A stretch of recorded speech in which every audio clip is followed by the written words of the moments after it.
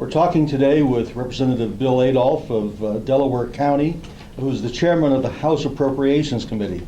In that capacity, Chairman Adolph, you're going to be the point person to deal with the governor's $27 billion budget. Looking at that budget, can we expect a final budget passed on time or even early this year? I really believe so, Tony. That's one of our goals, is to start the budget process early, and I can assure you that our staff is already working to put together a budget. We're working with the Senate and trying to find common ground, and we will definitely work within the parameter of the $27.3 billion spending plan that the governor has put forth. So that's a ceiling. We know we have about that much money to spend, no higher than that. No, it will not be any higher than 27.3, and because of some of the management decisions by Governor Rendell and by Governor Corbett, and we're keeping our fingers crossed regarding the months of March and April, which represents roughly about 37% of the state's revenue in those 2 months. If we get some good months there, hopefully we'll have a little surplus going into next year. And the governor's pledge for no new taxes this year, are you going to be able to help him keep that pledge? Well, I believe the people of Pennsylvania have spoken regarding no new taxes. I cannot see a tax being increased in this budget.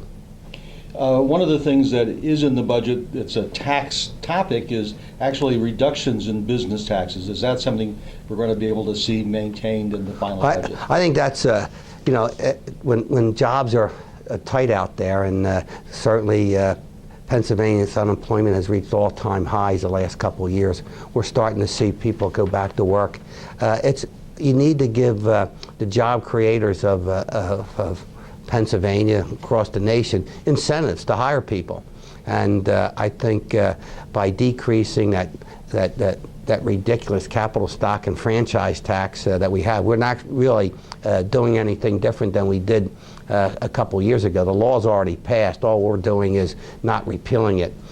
So that will bring that will cut taxes by about $70 million for the corporations, and that tax, Tony, you can actually have a net operating loss and still owe the Commonwealth some money. So that's long overdue. So. Yeah, and keeping on the tax topic, one of the things that I think bugs small businesses based in Pennsylvania is that people buy things on the internet, they don't pay a sales tax.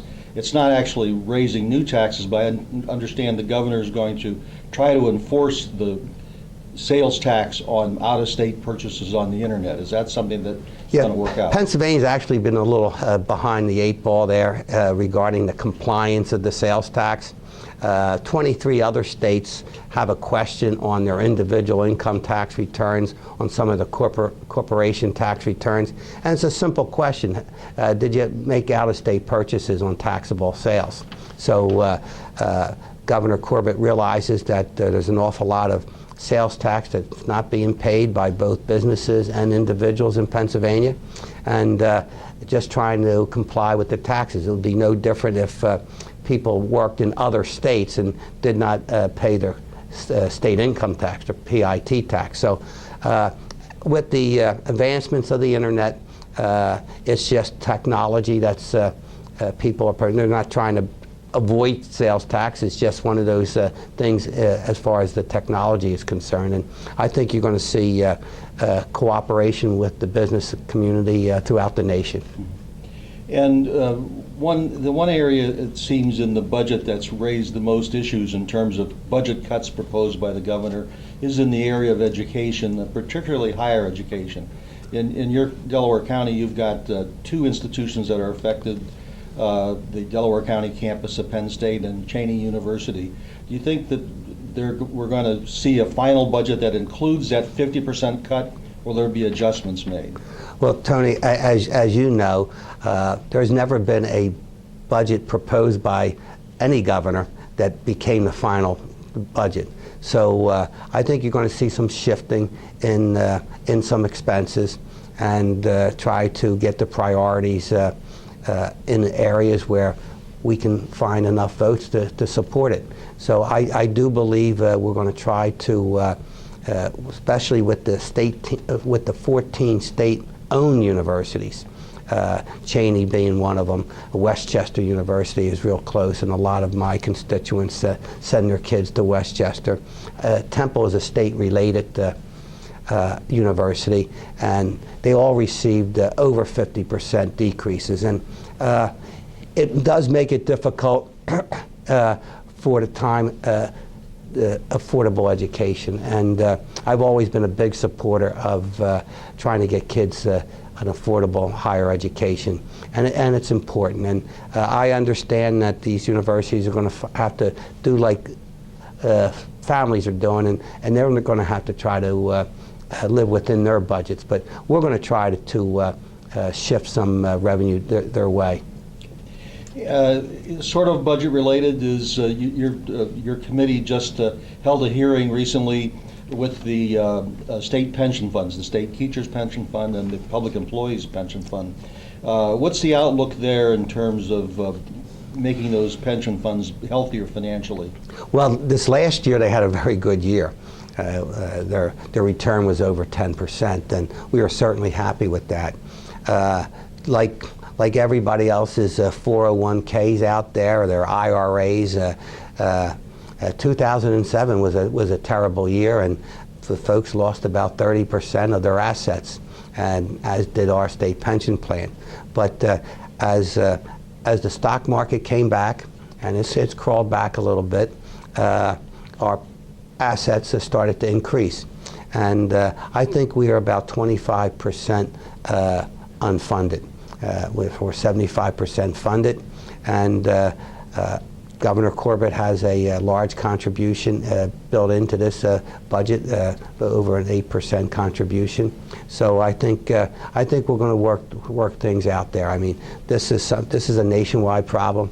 I met with some other appropriations chairmen from across the nation in Philadelphia within the last month, and I kind of walked away from that meeting feeling good about Pennsylvania. So we have some tough decisions to make.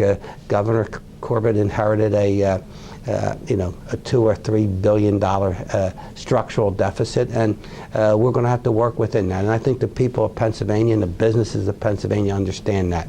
And with the adjustments that we're going to make, we're going to work our way out of this.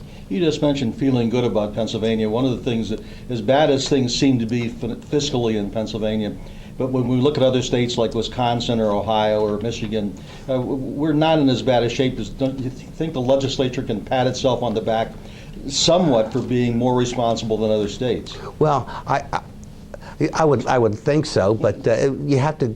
I don't always blame everything on government, and I don't always take the kudos when things are going good. We're part of the system. A lot of things have to be going well at the time. We just happen to have a low personal income tax. We don't tax pensions here in Pennsylvania, and I think that's why we have an aging population. So even though some of our corporate tax structures is high, we tax Pennsylvania residents at a very low rate. So I think we got some things going for us. I think the gas industry and the natural gas industry has a lot to do with that. That's created 100,000 new jobs, good paying jobs, from pipe fitters to commercial truck drivers to engineers. So and you're going to see a lot of growth in that area over the next decade. So we should be feeling good about ourselves. We just have to, like everybody else, make sure that we don't spend too much during this recession period. We've been talking to State Representative Bill Adolph, Chairman of the House Appropriations Committee. Thanks for coming in, Bill. My pleasure, Tony. Nice to see you.